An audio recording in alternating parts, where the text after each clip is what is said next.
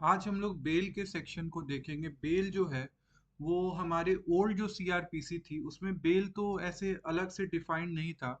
लेकिन अभी जो न्यू प्रोविजन आई है, जो नई वाली अभी भारतीय नागरिक सुरक्षा संहिता है, उसका जो सेक्शन 2B है, ये बेल को बताता है, बेल का डिफिनीशन बताता है। वैसे हम लोग ये बेल की एक सीरीज ही शुरू करेंगे जिसमें आपको हम बेल कैसे ड्राफ्ट होता है, बेल में क्या क्या पॉइंटर्स होने चाहिए, ये सब कुछ तक लेके जाएंगे। तो आइए हम लोग सबसे पहले देखते हैं बेल के डेफिनेशन को। तो ये जो है बेल का डेफिनेशन, ये हमारा हो जाता है सेक्शन 2B ऑफ, क्या है ये, भारतीय नागरिक सुरक्षा संहिता। ठीक है। तो ये कहता है कि bail means release of a person accused of or suspected of commission of an offence from the custody of law upon certain conditions imposed by an officer or court on execution by such person of a bond or a bail bond। तो बहुत simple सा definition है। ये सबसे पहली बात करता है कि बेल का मतलब होता है कि एक पर्सन का रिलीज। ठीक है। एक पर्सन का रिलीज। वो पर्सन कैसा है? तो वो अक्यूज्ड है या फिर सस्पेक्टेड है। किस चीज के लिए अक्यूज्ड है? तो accused of commission of an offence. किस चीज का उसके ऊपर कोई इल्जाम है? कि उसने कोई ऑफेंस कमिट किया है, उसने कोई क्राइम किया है, या फिर suspected of commission of an offence, या फिर ऐसा शक है कि उसने वो क्राइम को किया है। ठीक है। या तो उस पर इल्जाम है या फिर शक है कि उसने उस क्राइम को कमिट किया है। तो कैसे पर्सन का रिलीज होना है? ऐसे ही किसी पर्सन का रिलीज होना है। ठीक है। कहां से रिलीज होना है? तो from the custody of law, law की कस्टडी से रिलीज होना है। ठीक है। तो आप पूछोगे लॉ की कस्टडी, लॉ की कस्टडी मतलब क्या हो गई? जैसे कि कोई पर्सन ऐसा पुलिस की कस्टडी में है। ठीक है। या फिर वो कोई जुडिशियल कस्टडी में है। ठीक है। मैं आपको लास्ट लेक्चर में अपने बता भी चुका हूँ कि पुलिस कस्टडी और जुडिशियल कस्टडी में क्या डिफरेंस है। वो आप एक बार लास्ट लेक्चर में देख लोगे तो समझ जाओगे। ठीक है। तो ऐसे कस्टडी से उसका रिलीज, तो किस आधार पे उसको निकाला जा रहा है? कुछ कंडीशंस हैं जो कि उस पे इम्पोज किया जाता है। कौन इम्पोज करता है? ऑफिसर या कोर्ट। ऑफिसर कहने का मतलब क्या हो गया? जो पुलिस ऑफिसर हो गया, या फिर जो भी इन्वेस्टिगेटिंग ऑफिसर है। ठीक है। और कोर्ट तो हमें पता ही है।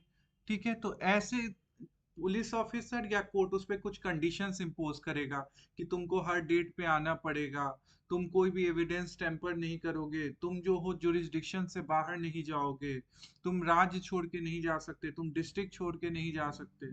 ऐसे उसके ऊपर कुछ कंडीशंस इंपोज किए जाते हैं। ठीक है।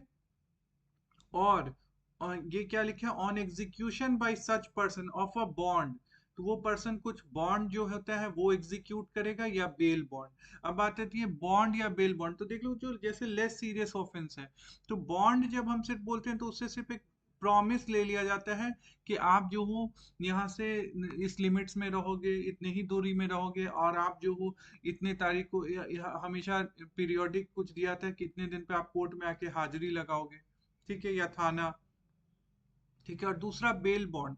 तो बेल बॉन्ड जो होता है वो हमें समझना पड़ेगा कि बेल बॉन्ड जो होता है उस पर कुछ मॉनेटरी गारंटी होती है। 10,000 रुपये का बेल बॉन्ड, 50,000 रुपये का बेल बॉन्ड। ठीक है। तो इस पे आपका ये होता है कि अगर आपने नहीं माना उस बात को, तो इतना अमाउंट जो होता है वो आपका फॉरफिट हो जाता है। ठीक है। ये सब होता है। तो आप सिंपल पहले बात समझ लो कि बेल, जैसे हम लोग हमेशा एक आम पब्लिक के लिए देखते हैं कि उनको लगता है कि उनको कस्टडी हो गई, तो बेल ही मतलब उनके लिए सब कुछ होता है। उनको नजर आता है कि बेल मिल गया मतलब हो गया, हमारा सब काम खत्म, हम बाहर आ गए। एक्चुअल में बेल जो होता है ना, या जेल, सबसे पहले तो आप बेल समझने के लिए जेल अंडरस्टैंड करो कि जेल जो होता है ना वो आपका दो तरह का होता है। ठीक है। पहला जेल आपको कब मिलता है? जब आपके ऊपर कोई इल्जाम है, मतलब आप जब अक्यूज्ड हो। ठीक है। आप अक्यूज्ड हो मतलब अभी आप पे प्रूव नहीं हुआ है कि आप जो हो आपने ये क्राइम कमिट किया है, आपके ऊपर ये इल्जाम है। ठीक है। ऐसे केस में आप अक्यूज हो तो आपको जेल होती है। ठीक है। और अगर जब आपके ऊपर ये प्रूव हो गया तो उसको बोलते हैं कन्विक्टेड होना, कन्विक्टेड हो गए, मतलब प्रूव हो गया कि आपको सजा मिलती है। जैसे हम लोग मूवी में देखते हैं कि उसको सजा मिल जाती है, 5 साल की सजा, उम्र कैद, ये सब हमने देखी है। तो वो जो जेल होगी एक वो जेल होगी। तो ये वाली अलग है और ये वाली अलग है। ठीक है। तो हम लोग क्या समझे कि जब आपके ऊपर सिर्फ सजा, जैसे हम जाके किसी के अगेंस्ट एफआईआर लिखवा दें, तो क्या हम एफआईआर लिखवा दें कि ये फलाना पर्सन ने मुझे सड़क पे चलते हुए मुझे चाकू से मारा, मैंने एफआईआर लिखा दिया, तो क्या पुलिस जब उसको पकड़ के जेल में डालती है तो क्या वो कन्विक्टेड हो चुका है? क्या ये प्रूव हो चुका है कि वो उसी ने किया है? नहीं, वो अक्यूज्ड है, उसके ऊपर ऐसा अक्यूजेशन है, उसके ऊपर ऐसा इल्जाम है कि ये आरोप है कि उसने जो है मुझे चाकू मारा है। ठीक है, ये अभी सिद्ध नहीं हुआ है।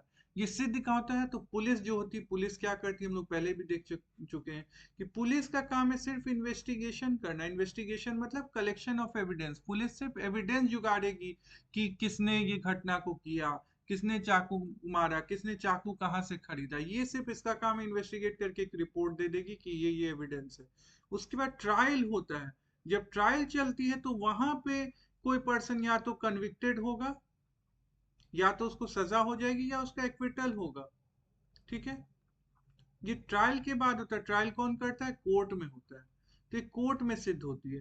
तो अब बात आती है कि एक पर्सन कब कब जेल में जा रहा है। आप देखो, तो वो पर्सन जब तक इन्वेस्टिगेशन चलता है, ठीक है, इन्वेस्टिगेशन जब तक चल रहा है, या फिर जब तक कि फाइनल कंक्लूजन ट्रायल का नहीं हो गया है, तो इन्वेस्टिगेशन प्लस ट्रायल, ठीक है, ये दोनों के दौरान अगर कोई पर्सन जेल में है तभी उसको बेल मिलती है। आप बात समझे? जैसे कि मान लो एफआईआर हुई, एफआईआर हुई, पुलिस जो है इन्वेस्टिगेशन कर रही है, इस दौरान अगर पुलिस आपको अरेस्ट कर लेती है तो आप बेल के लिए जा सकते हो।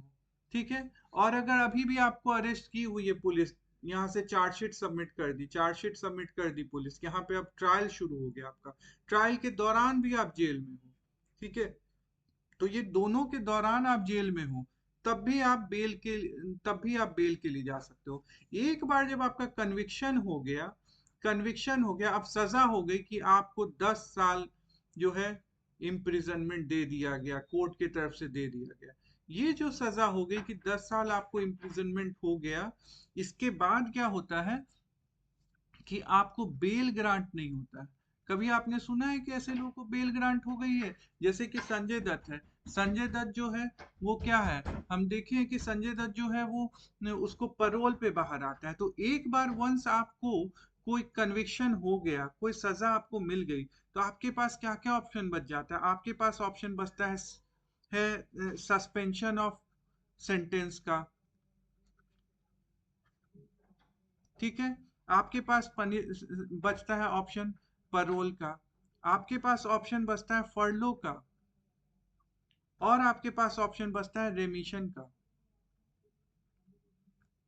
ये सब हम लोग देखें कि आप देखो, ये संजय दत्त के बारे में अक्सर न्यूज आती थी कि पैरोल पे बाहर है, पैरोल पे बाहर है।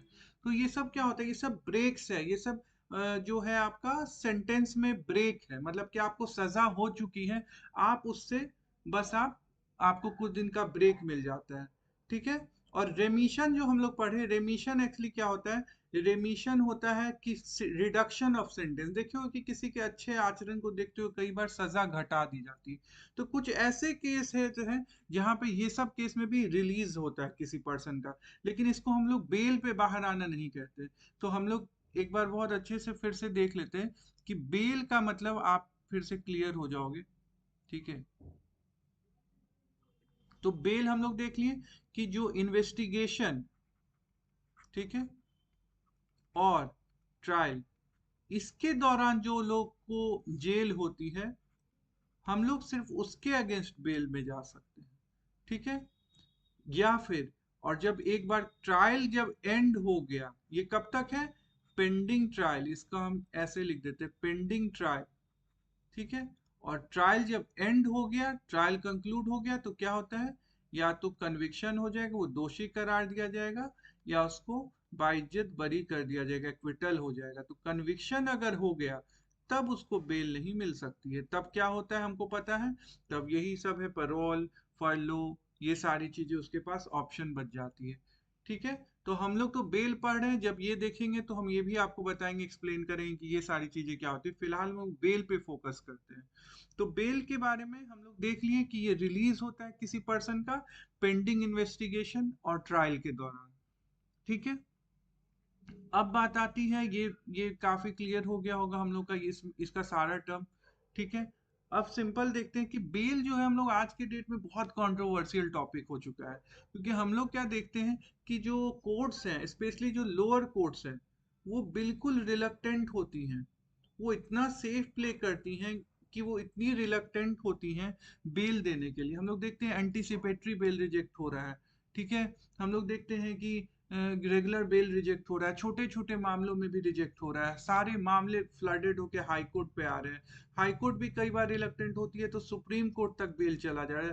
तो आपको लगता है कि देश की इतनी बड़ी अदालत सुप्रीम कोर्ट, और वो सिर्फ बेल के केसेस से भी बहुत ज्यादा लोडेड है, इतनी ज्यादा फ्लडेड है ये। तो इसके लिए अभी भी हम लोग देखते हैं कि कोर्ट्स जो है, जो सबसे पहला जो हम लोग देखते हैं कि जो केस था, एक हमारा केस था state of Rajasthan versus Balchand. इस केस में, इसी केस में कहा गया था कि बेल इज रूल, और कहा गया था जेल इज द एक्सेप्शन। अब बात आती है, इसने क्या कह दिया कि बेल तो रूल है, जेल एक्सेप्शन होगा। लेकिन आज देखोगे आप, उल्टा हो गया है, जेल रूल बना दिए हैं, हर केसेस में जेल ही हो रहा है, बेल जल्दी मिलता नहीं है। तो इसको लेके क्यों ऐसा कहा गया था, आप समझो कि आपको क्या लगता है, आपको ये दिमाग में बातें नहीं आ रही कि अगर कोई पर्सन का कन्विक्शन ही नहीं हुआ फिर भी हम उसको जेल में रखे हुए हैं, उसको हम इन्वेस्टिगेशन कर रहे हैं, अभी उस दौरान भी जेल में रखे हैं, हम ट्रायल कर रहे हैं उस दौरान भी उसको जेल में रखे हुए हैं, तो फिर तो हमारा जो कार्डिनल प्रिंसिपल ऑफ जो इंडियन जो क्रिमिनल सिस्टम का है वो क्या है, कि हमारा जो 100 जो 99 गुनहगार छूट जाए लेकिन एक बेगुनाह नहीं छूटना, एक बेगुनाह जो होना चाहिए उसको सजा नहीं मिलनी चाहिए। तो इसके बेसिस पे काम करता है कि कोई भी बेगुनाह तो मतलब परेशान बिल्कुल ना हो। तो आप सोच लो, जब तक कि उसके ऊपर क्राइम प्रूव नहीं हुआ है, तब तक वो बंदा जेल में फिर भी सड़ रहा है, ट्रायल ये सब चलते चलते तो कई साल बीत जाते हैं, तब तक वो जेल में है। तब पता चलता है कि नहीं नहीं, ये तो दोषी नहीं, ये तो बाइज्जत बरी करने योग्य आदमी है। सोचो, तब तक उसकी जिंदगी खत्म हो जाती है। इसीलिए ये कहा गया था कि बेल इज द रूल और जेल इज एक्सेप्शन। तो आपको बहुत देखना पड़ेगा। जैसे आप, पहली बात आती है कि आप एक्चुअल में जेल में रखते क्यों हो। आपको क्या लगता है कि इन्वेस्टिगेशन के दौरान पुलिस क्यों जेल में रखती है, क्यों पकड़ती है? क्या इसलिए कि आप, पुलिस को लगता है नहीं नहीं इसी ने मर्डर किया, नहीं नहीं इसी ने रेप किया है, इस वजह से नहीं रखती है। सिर्फ पुलिस को लगता है कि हाँ, अगर इसने किया भी है, पुलिस को खतरा होता है कि ये एविडेंस को खराब कर सकता है, ये यहाँ से भाग सकता है। या फिर अगर ट्रायल के दौरान किसी को पकड़ी हुई तो पुलिस को लगता है, कोर्ट को लगता है कि ये ट्रायल के डेट्स पे आएगा नहीं तो ट्रायल और लंबा खिंचता चला जाएगा। अगर ऐसा कोई पर्सन है जो भगौड़ा है, कई बार भाग चुका है, ऐसा पर्सन है, तो ऐसे केसेस को देखते हुए उसको कस्टडी में रखा जाता है। ठीक है, लेकिन अगर आप कोर्ट को ये प्रूव कर देते हो कि नहीं नहीं, इस केस में मैं बिल्कुल भी इन्वॉल्व नहीं और मेरा कोई यहाँ से भागने का इरादा नहीं, मेरा तो फैमिली यहाँ रहता है, मैं तो बिल्कुल भी फ्लाइट रिस्क नहीं हूँ, मेरी नौकरी यहाँ पे है, मेरे माँ बाप यहाँ पे है, मेरा घर है यहाँ पे, आप ऐसे सिद्ध करते हो मैंने कभी कोई ये नहीं किया है, ऐसा आप दिखाते हो, तब भी ऐसे केसेस में भी कोर्ट जो होती है वो बेल ग्रांट करने के लिए रिलक्टेंट होती है। इसीलिए इस केस में यही कहा गया था, bail is the rule, jail is the exception. और आज के डेट में इस साल सुप्रीम कोर्ट जो है उसने कई सारे केसेस में इस जो प्रोविजन है इसको कहा है। अभी अगस्त 2024 में भी एक केस था, इस केस में भी सुप्रीम कोर्ट ने रीआइटरेट किया कि बेल जो है वो रूल है, और कह दिया कि इवन जो काफी हीनियस नेचर के केसेज हैं, जैसे जो पीएमएलए के केसेज हैं, जो यूएपीए के केसेज हैं, ऐसे केसेज में मैं आपको बताऊंगा कि ये सब केसेस में बेल और भी ज्यादा डिफिकल्ट है। ऐसा क्यों है वो भी मैं आपको समझाऊंगा आगे जाके। तो ऐसे केसेस में भी कह दिया कि बेल रूल होना चाहिए, क्योंकि it is in violation of article 21 of constitution, जो कि आपको पर्सनल लिबर्टी की बात करता है, फ्रीडम की बात करता है। और ये लिबर्टी आपका कर्टेल कर सकता है क्या कोई? तो इसको लेके अभी बहुत सारे केसेस में ये बात कही है। इस साल तो सीरीज ऑफ ऐसे केसेस है जहाँ पे इस बात को दोहराई गई है। ठीक है, तो अभी हम लोग आगे नेक्स्ट लेक्चर्स में और भी डिफिनीशंस देखेंगे, बेल से रिलेटेड और भी प्रोविजंस देखेंगे न्यू सीआरपीसी में और क्या क्या प्रोविजंस है। Thank you.